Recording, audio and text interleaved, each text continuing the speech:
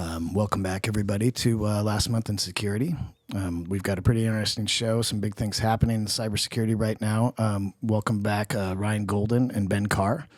Thank you. Thank you for having us. Hey, good to be here. And we have a very special guest, Mr. Ryan Perma, who's a partner at Sin Ventures. Ryan, tell us a little bit about your background before we jump in. Well, thanks everybody for having me here. As you said, I'm a partner at Sin Ventures. We're a venture capitalist firm focused entirely on early stage security. And our unique approach is that we're all operators. Personally, before I went to venture capital, I was the technical co-founder of a company called Silence. And before that, the chief scientist of McAfee.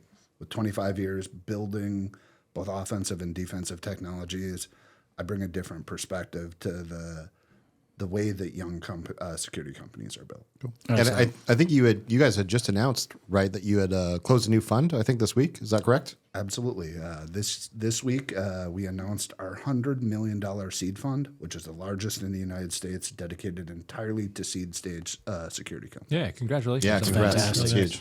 Nice work. Well, we're going to jump into here with some big news that keeps getting bigger. And of course, it's not quite getting the attention, I think, outside of our field, or it's just starting to, because the blast radius of this is just immense, and it's growing every day. The Change Healthcare attack.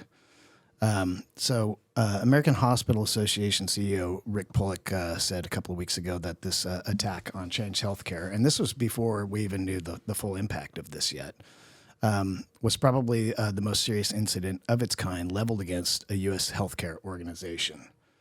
And it's interesting because what we're seeing unfold day by day, this is just getting worse. We've got some examples here.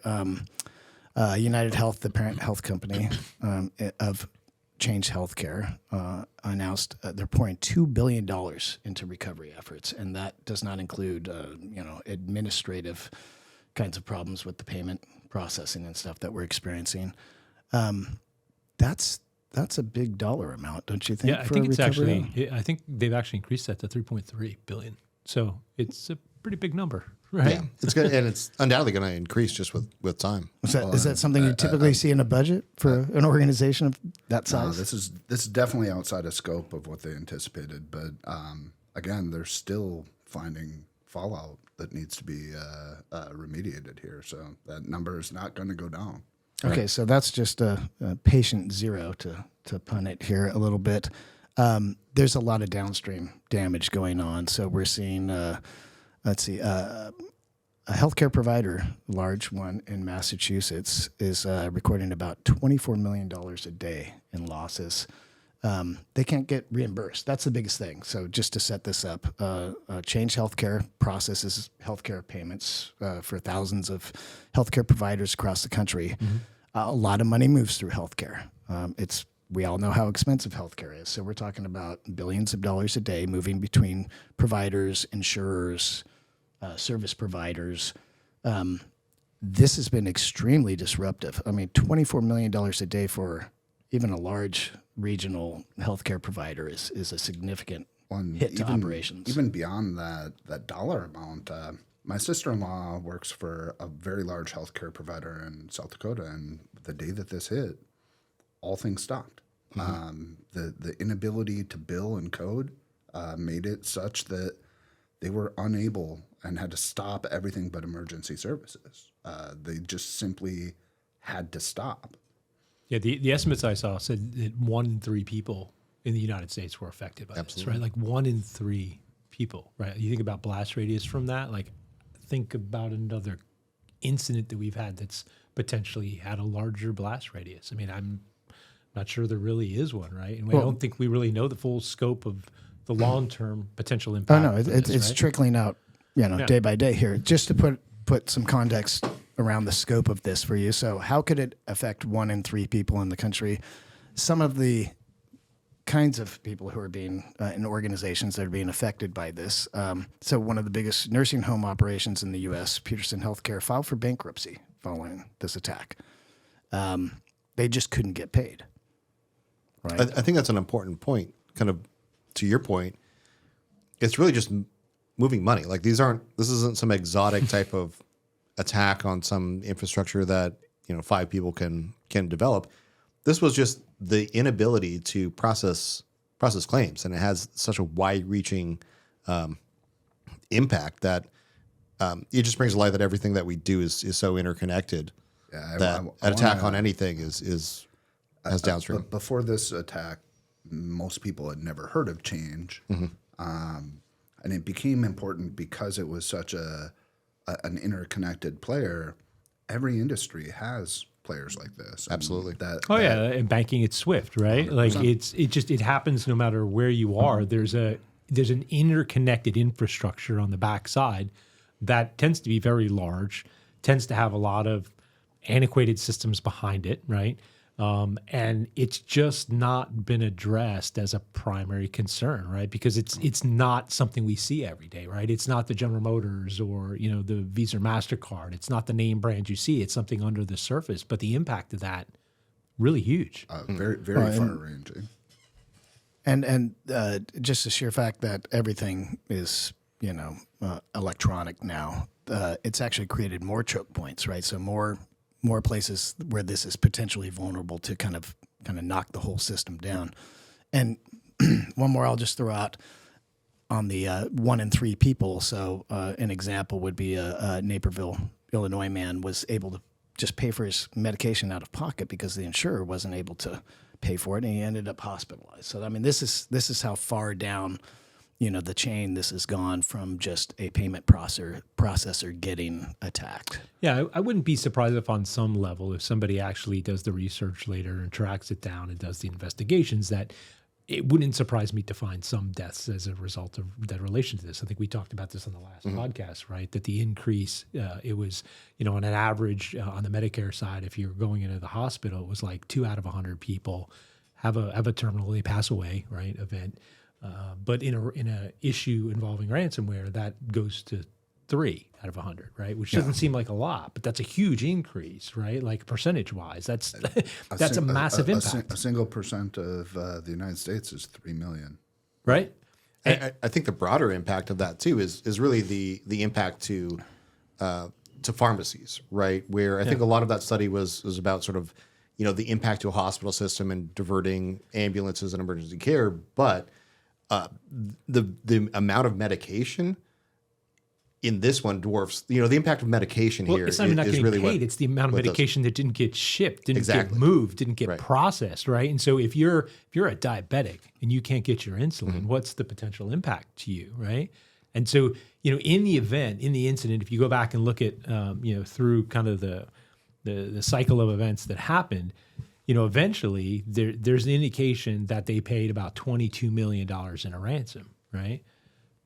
That doesn't mean that the overall effects of this were mitigated by that payment of the ransom. Like that didn't help, right? The event itself caused all this impact. And then even though the ransom was paid, in this instance, like no honor among thieves, like they didn't get the data back. They didn't get things unencrypted. They're still dealing with, okay, how do we recover, right? Well, so let's say that 22 million they decrypted everything and changed it back online.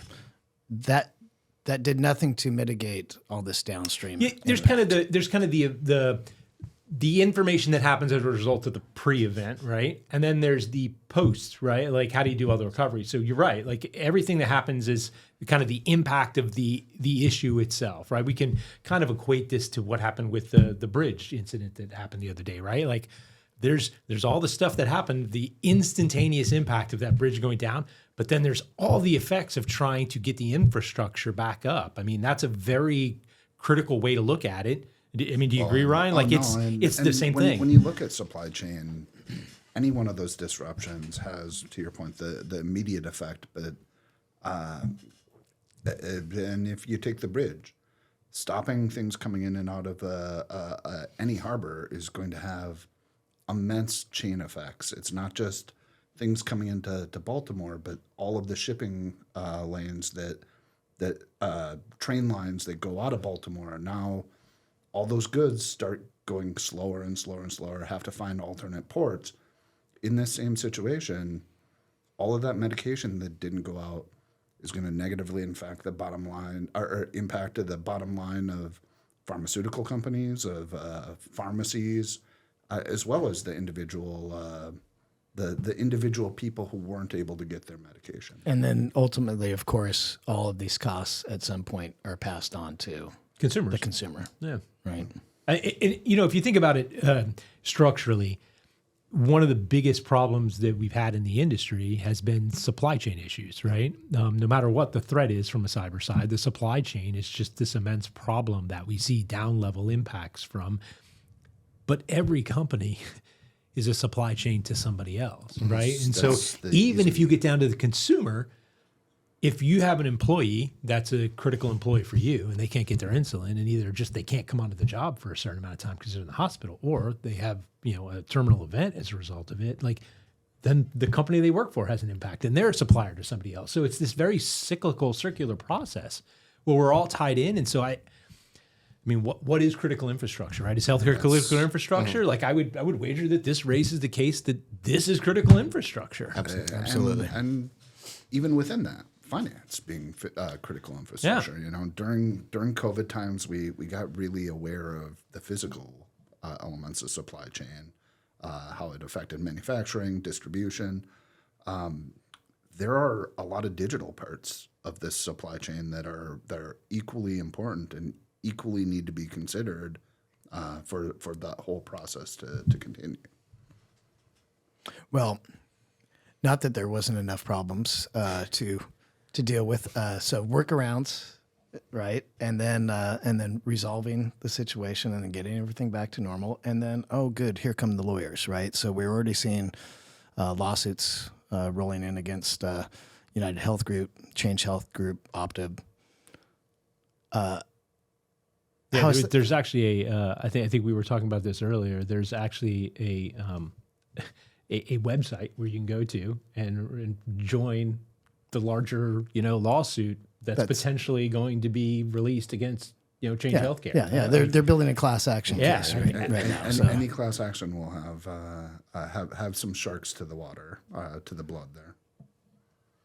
Yeah, the truest definition of an ambulance chaser, right? Like in this instance. Yeah. Okay, so this is the outcomes. Are we doing enough? Are we doing enough to prevent this? Was United Health Group and their subsidiaries prepared enough for this? Can you prepare for something like this? I don't think we can say. Maybe we can armchair quarterback this all day. But the reality is all of these organizations, especially healthcare in the past year, we've seen being targeted by these groups because of the immediate pain point, right?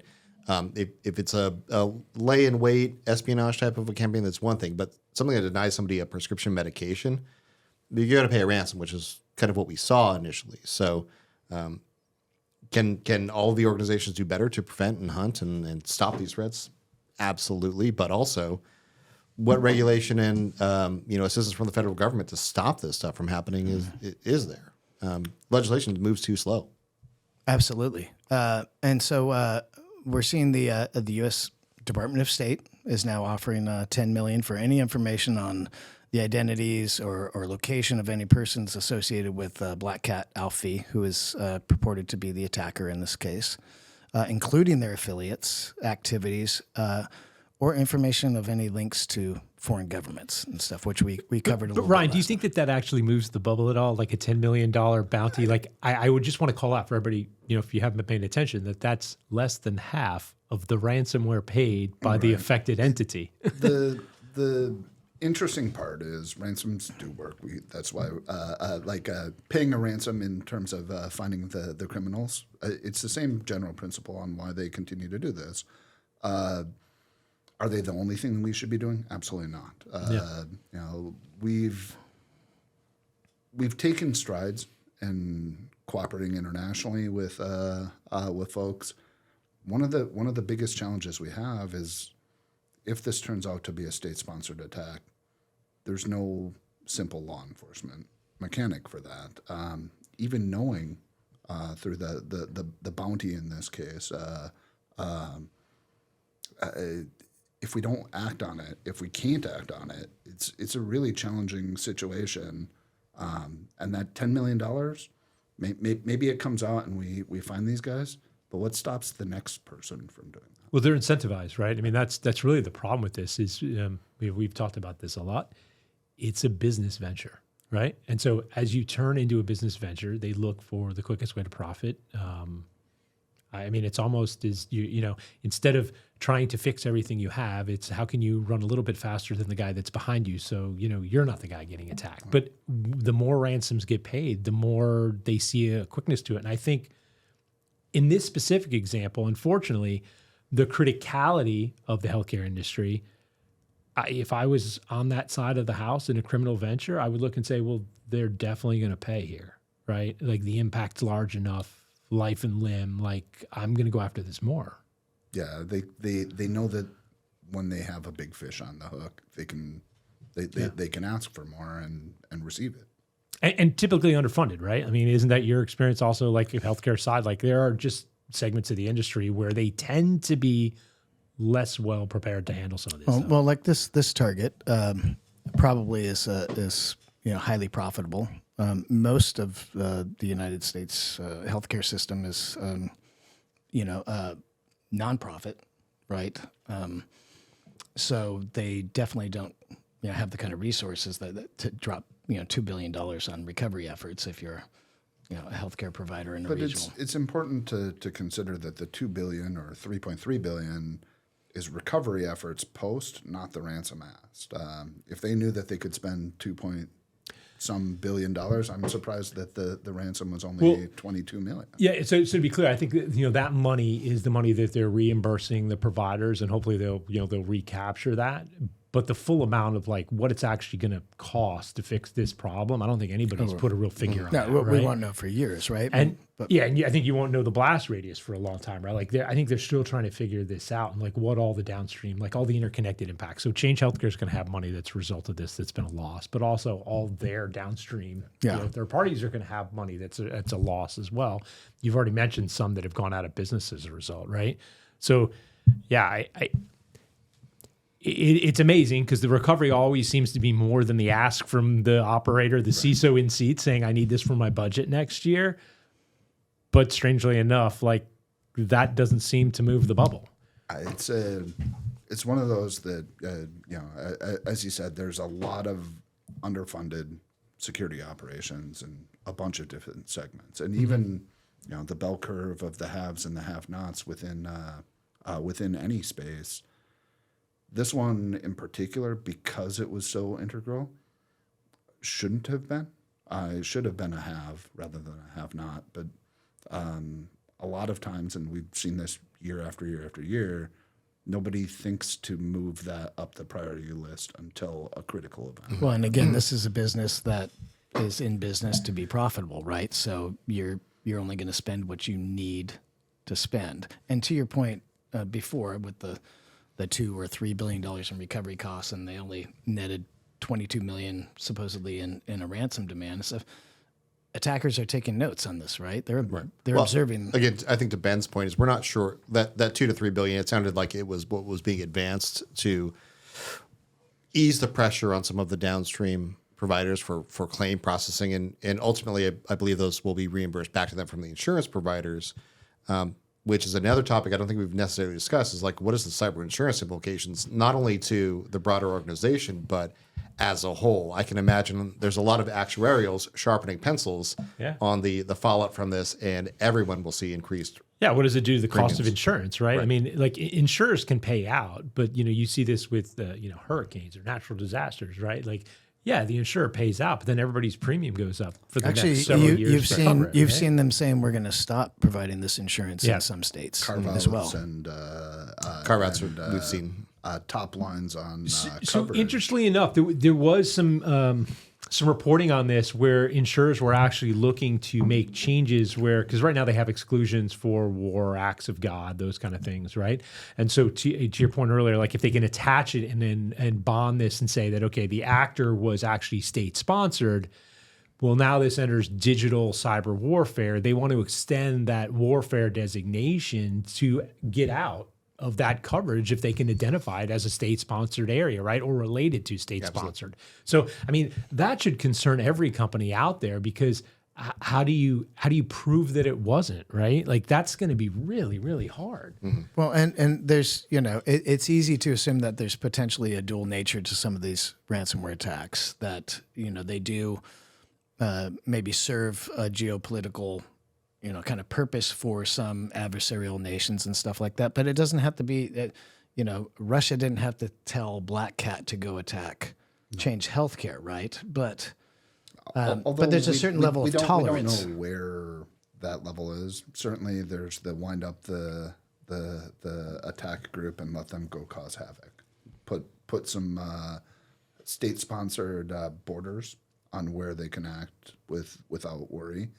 And then there's also situations where they're directed to target particular segments. And when you see a huge amount of chain analysis, doing some great research, tracking the crypto wallets and where is this money ending up, and a huge portion we talked about last time is ended up in Russia, in the biggest building in Moscow, where supposedly somebody, at least maybe associated with Evil Corp, is even if we take out the Don't state beat around the sponsorship, bush. which makes the response to this a little bit more complicated, but not inherently. Whether they're state sponsored or not, if they're sitting in a country with no extradition, like there's very little that we can do. This becomes one where we and other nations need to start getting real serious on what we can do to prevent attacks like this from happening. Now, the other part I want to throw out there is we saw these attackers because they initiated a ransom. These attackers were inherently there before they did this. And if it wasn't ransom, there's still the concept of an attacker deeply penetrated one of our critical infrastructure pieces, in this case, healthcare payments, and could have disrupted it at any moment that they chose. They chose this moment, but ransomware raises its hand. Other operations don't. So, I think it's interesting to. We talked last time about how do we elevate what we're doing as a nation and with our allies and stuff. Would this ever rise to the level of being designated as terrorism? We covered a little bit before. Ben said, by definition that there's no. I use the example of a gunman goes into a hospital and holds everybody hostage and prevents care and stuff. That would be talked about differently than an IT downtime issue or something like that. Like we often talk about ransomware attacks. And I want to preface this with maybe a terrorism designation isn't right and stuff. I'm just trying to we elevate this conversation a little bit that, good, every couple of months we hear the DOJ announces some indictments on a couple of players in the field after a 3-year investigation. We've got potentially hundreds of ransomware groups out there operating. The terrorism designation, again, I'm certainly not a lawyer, let alone an international lawyer, but the terrorism designation one is an interesting one because when we first started talking about terrorism, it was for non-nation state attackers, and this has similarities to an ISIS or similar in that they exist within other countries' borders, but not of that country. And we still have tools that we can operate on, both militaristically as well as legally, financially, to target and counter this. If it's not terrorism, maybe we should start looking at it in ways that might be similar to how we deal with sanctions and some of those. Yeah, I think I agree with you. Like it's kind of a distinction without a difference here, right? Like I think the premise of is it terrorism or not, which I think I lean the way you're thinking about this. It's probably we treat it in the same kind of way, but from a defined terminology. Like I don't think there's a political motivation here, right? Which is typically what you see from things that are terrorist designation is there's a political motivation. They're trying to change something from a political side through a terror means. I don't think this is that. I think this is they're trying to get a monetary gain. It's criminal activity, right? But it's at such a scale where we need to treat it in the same way we treat terror. It's almost like a distinction between like murder and manslaughter to a degree. Where like the end event is denying patients health care and people medications. You know, is it causing distress? Is it causing harm to people? Absolutely. Was that maybe the intention from the get-go? Possibly not. You know, again, to your point, these guys are just after money ultimately, and they'll leverage whatever pain points they can to get it. So is there some kind of a new terminology or a new term maybe needed to describe things that have this knock-on effect? Possibly. Well, I mean, if you're disrupting things in the United States, are you not in some way serving the geopolitical, aspirations of some adversarial countries? Possible. Like, so look, the thing that we have to remember is, so this event happened. While this event was happening, tens of thousands of others were happening as well. Yeah. They just didn't have the follow-on effect that this one had. We don't know necessarily if these attackers fundamentally knew. Obviously, by asking for 22 million, they knew it was big. They didn't perhaps know that it would have crippled those things. We as an industry don't know the supply chain effects. I can't necessarily assume that an attacker would inherently know what the knock-on effects of a ransom would have been. Yeah, I mean, I think you have to assume that they had the concept that they were going to cause massive disruption, right? Especially, if they look at if they captured the data, they know the target they're into, right? They're going to have some indication of that. I think it's the difference between, like you said, like manslaughter and mass murder. Like we treat those differently, right? And so if you're impacting that level of scale, I think we need to go after it differently. The problem is, I don't think from a law standpoint, from a regulatory standpoint, like we're really addressing it at that level. I don't think we have the concept in legal concept of how to really address this, right? And the regulators and legislators aren't really scoped to be able to handle this. I mean, they don't think in these terms, and the technology moves much faster than they're able to respond to. But I think we need a concept of how do we handle this, especially as you mentioned, if it's in another nation, another country, like without extradition, like what are we going to do to stop it? So is it just a free for all?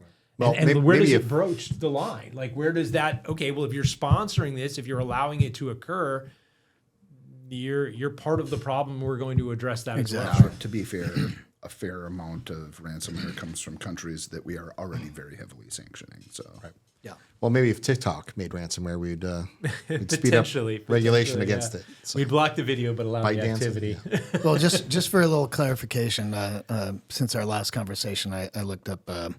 There's an executive order 13224, which was implemented by the Bush administration after 9/11, and it says, quote, "For the purpose of this order, terrorism is defined as an activity that, one, involves a violent act or an act dangerous to human life." We're seeing that in the healthcare attacks. Property or infrastructure. Two, appears to be intended to intimidate or coerce a civilian population, which would be the executives at a company being asked to pay a ransom, right? Well, and the end user not being able to get their psychiatric medication. Yeah. Well, and they've even gone and said, "Give me $50 or we're going to release your PHI." Right. So there's instances where individual patients whose information has been compromised have been hit up for a small ransom. Again, this is the distinction without a difference, right? I think you'd have to get the attorneys in here to parse that language. But for me, the key is the last part of that, where like, are they trying to, what's the coercion, right? Like, if I hold you, if I hold you for ransom, like, right, I hold your child for ransom, I'm not guilty of terrorism. I'm just guilty of ransom, right? Like a defined term. But yeah, I think, again, distinction without a difference. Like once you affect this level of impact to United States infrastructure, like.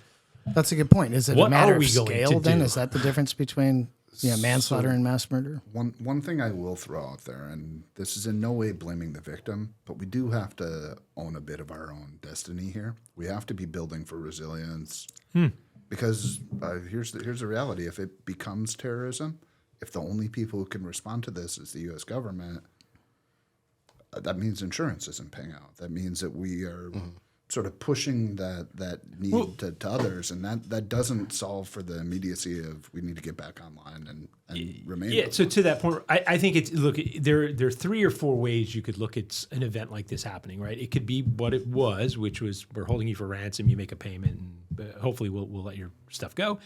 It could be turning into true terrorism, where there are populations in the world that are in conflict right now, where they could say, hey, this was really beneficial. Like, we're going to now create an event, right, in the same way, but we're not going to ask for money. We're going to ask for you to get out of a specific area or zone, right? That would be terrorism, right? Yeah. You could look at nation states that say, oh, we can cripple the U.S. economy by destroying the prescription system in this country, right? And that's an act of war, right?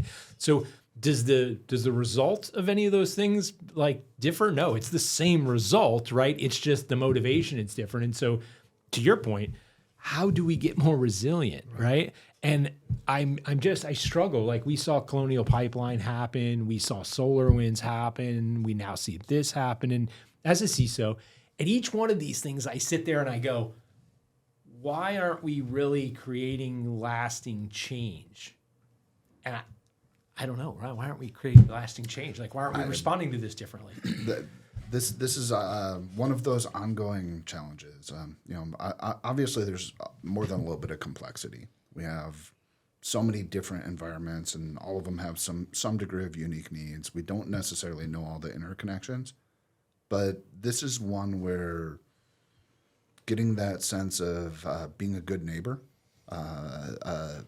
investing in building resilient infrastructure for your organization, for your company, for your home even, starts to become a necessary part. Think of it as grassroots rather than top down. We've seen a fair number of executive orders, and they have impact, but it's slow impact. It's low impact. We do see events like this triggering more people treating it seriously. The problem is that we have very short memories with that. Yeah. So, Colonial was a rallying cry for a bit, and I think if we had rallied, we wouldn't necessarily be facing change. But again, it's a big space, and the attackers are clever. They'll find cracks in the armor. The challenge is, I think, in a lot of these situations, is that we're not dealing with cracks in the armor. We're dealing with no armor whatsoever. Well, and to that point, so we all know that a well-funded attacker who's determined has enough time and resources is going to be successful nearly 100% of the time, right? We in security, we often talk in terms of threat models and attacker assessments, and fundamentally, there is no perfect. Like a suitably motivated attacker will inevitably win, and we see this in concepts like red teaming. Very few red teams even have a failure percent. They just know that they're going to get in, assuming that they have time and scope to operate in. Eventually, they will get in. This goes back to that attacker's advantage, defender's dilemma. Defenders have to stop all the attacks. Attackers win if they get one. Yeah. Right. Yeah. And to emphasize a point that I think you had sort of talked about a little bit earlier is this is happening in healthcare. So when we talk about regulation and legislation and laws, this is absolutely one of the most, codified data protection industries you can be in, and highly regulated. This isn't, some small mom and pop, cottage industry. If this is happening in healthcare, it's absolutely happening elsewhere, right? So this is the challenge, is the effects were felt in healthcare, but I'd be curious to see if change fundamentally considered themselves a healthcare company or a financials company. And I don't honestly know, but almost in a way of technology, right? Like it's the same way. Like when I worked for Visa, like Visa didn't consider itself a financial, it considered itself a tech company, right? It was the transaction of the data, right, not the financials behind it. So that's a really good point. And there's actually a very interesting quote, I think, from what we saw. Syed Muhyiddin, I'm not sure if I pronounced that correctly, but apparently he's a counselor for HHS, the deputy secretary, and they talked about the scope of the impact and state that it was unusual. The attack did not target hospitals, healthcare systems, or suppliers. So apparently they consider change or somewhere within that, outside of that scope. But I'm quoting from an article I read earlier today of a clearinghouse is not your typical cyber attack that we deal with. And so that they're working closely with United Health. But I want to posit that it absolutely is typical. It may not be considered healthcare. They work in that realm, and the attackers aren't necessarily going after some target a vertical or an industry itself, but it's really indiscriminate targeting, whatever vulnerability that they're using to get in can exploit is what it is. So this mindset of, well, this was outside of the realm of possibility, or we didn't think that this would be attacked, but it was, kind of shows sort of that top-down, almost ignorance to the problem that it is everywhere. I wanna reiterate that. I've talked to so many companies that say, why would I? Why us? Yeah. Well, because you exist. Yeah, why not? Because you left your front door open. Because you were in the crime wrong of place at opportunity. the wrong Yeah, time. I don't think they went after yes, they went after Change Healthcare, right? But they didn't. I don't think somebody sat in a strategy planning meeting for the ransomware criminal gang and said let's go after Change. It's our target. They said, let's go after anybody we can. Oh, we got foothold they're looking. here. They're looking for Let's exploit vulnerabilities. this. They're looking for ability to pay. I mean, I'm sure some organizations get hit who don't have the ability to pay, but they're automating some of this, vulnerability scans and hitting people. The challenge is they even if they don't have the ability to pay, never hurts to ask. You're sometimes, especially when you're up against a wall, you find access to cash and can go and do those things. So I think they'll continue to hit for as long as they can continue to hit. But that comes back to closing vulnerabilities, reducing our attack surface, all that understanding sexy stuff. phishing, Building prevention, not just restoring from backups that will keep you down for weeks. Or you can't even get to, right? Because the backups get are corrupted, or you just can't get the backups. There's a whole host of reasons, right? I mean, this is a large problem in the industry, right? You need to solve for things that are large risk to your org and take a prioritization method to it. a prioritization on prevention. Yeah. That's one of those key pieces that gets easily ignored is that response. We've had response for a long time. Incident response company is our ability to look at a nation state and finally piece together how it is, potentially even clean up. For every one of those that you do, it has an exceptionally high and disruptive cost versus just stopping the attack. So. Well, so just based upon the space that you play in now, right, as an operating partner over at SIN and the companies you're looking at, right, I'm interested in your perspective when you think about this. It would seem like we're getting hit with a lot of ransomware attacks, right, which would seem that would be a lower hanging fruit than some of the other more advanced technologies that people are trying to target the market with, right? And so when I think of that from a cyber perspective, it goes back to, I've equated it to the shiny ball syndrome, right? It's there's a shiny ball and we chase after that. And then there's another shiny ball and we chase after that. And so the sexy stuff always seems to sell and draw people's attention. Oh, you're talking about artificial intelligence. Well, and not just artificial intelligence, it goes everything. There are these technology waves that come and we kind of chase after them, right? And my traditional background has been vulnerability management. And I look at it look, if we would just put some decent effort into patching stuff, it doesn't have to be everything, prioritize that as well. But if we just put some decent effort into it, you'll whack out the low-hanging fruit, right? Here, it's ransomware. Whack out the low-hanging fruit and then focus on the really advanced hard stuff. But we seem to do a bad job as the industry. We chase those things that don't offer a lot of return on investment. So we've seen this time and again. When the concept of nation-state attackers started to become very prevalent, a lot of people really over-rotated because it's a good story. You're living in a spy novel. Yeah.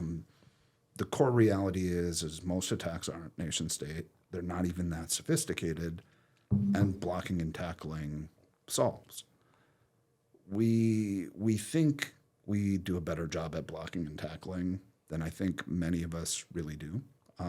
A lot of our assumptions on our coverage are based on pretty outmoded concepts of what attackers are capable of what, how completely we've done it. But in the reality, some of the most basic things like having a well thought out policy, making sure that your tools that you have are well deployed, configured correctly, kept up to date. Coverage, right? Right. It's Tested Now, routinely. doesn't that go back to kind of what has always confounded security? It's the conundrum of, if you're running a really good security program, nothing happens, right? and your budget So doesn't. yeah, so why am I doesn't spending grow. money? Yeah, but what happens right after a breach? No, it's an interesting pours in, right? It's an interesting mechanic on that. Now, in no world would I ever suggest somebody has a breach to increase their spend. Oftentimes, they were really pretty underfunded. And one of the things that we've seen in sort of the last year to two is people are starting to think a little bit more cohesively about this. It's about prioritizing those controls that work over the have to have over the nice to have, and that's been an interesting shift that we're seeing because budgets aren't as discretionary as they previously have been. Now, with things like ransomware, that's always been a necessary component that people should be thinking of. But below that, it's really a resiliency game. Building resilient organizations requires a lot of forethought and a lot of planning And some money. and some dollars, especially going back and building this on top of an existing organization. Yeah. I think traditionally ransomware has been thought of as just another type of threat as well, right? We're lumping in with a unwanted program and generic off-the-shelf malware. And I think what we're seeing here is that the direct business impact of ransomware requires it to be treated a little bit differently, thought about differently, and not necessarily just thought of as like, oh, I'm going to upfront stop this threat, but this is a fundamental risk to my business. How do I add in additional thought into my architecture on how to defend against it?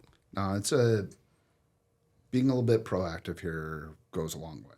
Like having, even if you're talking about proactive response capabilities, the core reality is that you want to reduce as many of these situations as you can, but that reduction, going back to that attacker will always get in, you need to be thinking about, okay, what if that goes wrong? And so putting the safeguards, collecting the keys, as it were, knowing how you're going to recover if things go bad is an important part of that resiliency planning. Okay, yes. And what you're talking about is each organization is still on their own, right? So we're fighting this battle. It could be nation states involved, maybe not. We've definitely seen enough evidence that there's shared infrastructure, shared tooling. So there's enough evidence, I think, that there's some kind of at least tacit involvement of some greater powers than a bunch of dudes in a basement in whatever country launching attacks against healthcare. So I'm going to throw out this last question.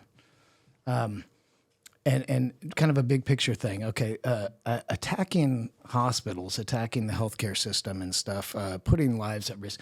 That's pretty bold, right? There's the chance that they could cross the line that, like we've talked about, of putting these attacks into a different classification. That's bold. Are we being bold enough as a nation amongst our allied nations, the targets of these attacks? Are we being bold enough? Is a 3-year investigation to indict 2 people that will never get extradited bold enough of a response to have an impact on this?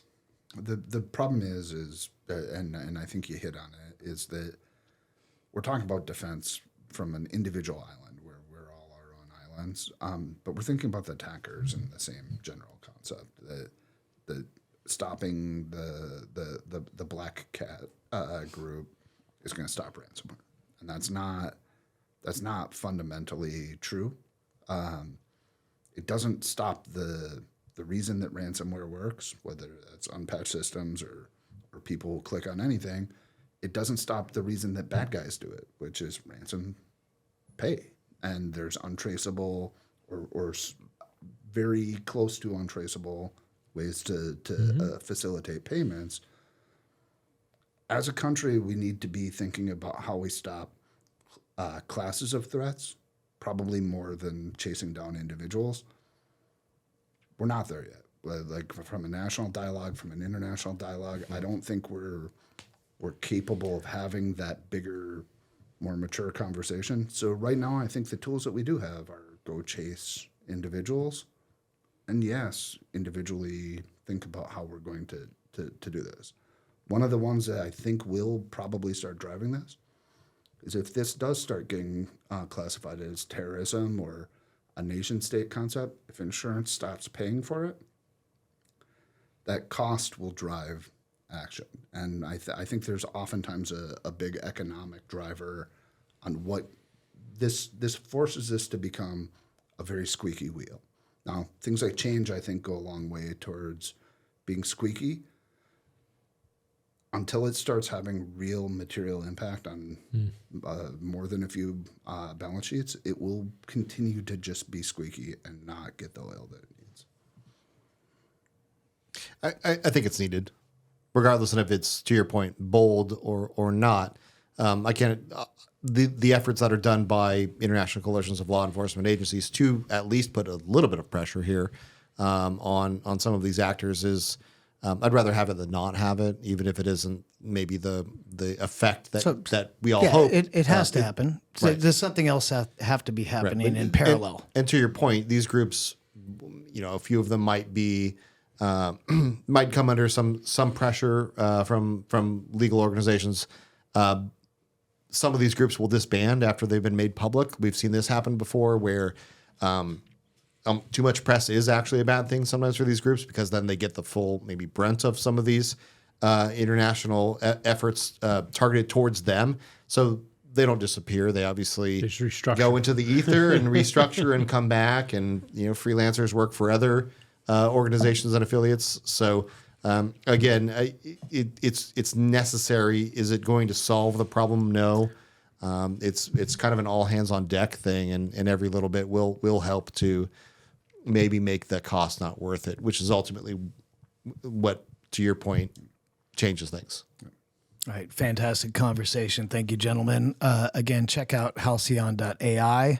We're also on the Twitters at halcyon.ai, and looking forward to the next conversation. Thank you, Ryan. Appreciate it. Important to call out. I mean, if somebody is out there looking for a healthcare solution, like Halcyon does have, some services and solutions specifically targeted at this. Right. You can reach out to healthcare@halcyon.ai. Yeah, we actually do some specific assessment services to kind of identify, potentially obviously vectors and ways in for some of these attacker groups. And for the folks out there, we do empathize, especially with the security teams in healthcare. This is such a in the trenches battle for this particular vertical, and it's one that it all impacts us. It's not like something that we don't use. I want to be able to get my medication too, right? Like, it is crucial to every person to have access to these things. So for those defenders out there, like you mentioned, email us at healthcare@halcyon.ai. We do have some special abilities and offers that we want to actually put in front of healthcare providers. Yeah, and that's pre-breach, but also post-breach too, if you have an incident. So, Absolutely. Yeah, keyless decryption is something very special. So absolutely. All right. Thank you, gentlemen. Thank you for listening in on the show, and we'll catch you next month. Cool. Thanks for having us. Thank you.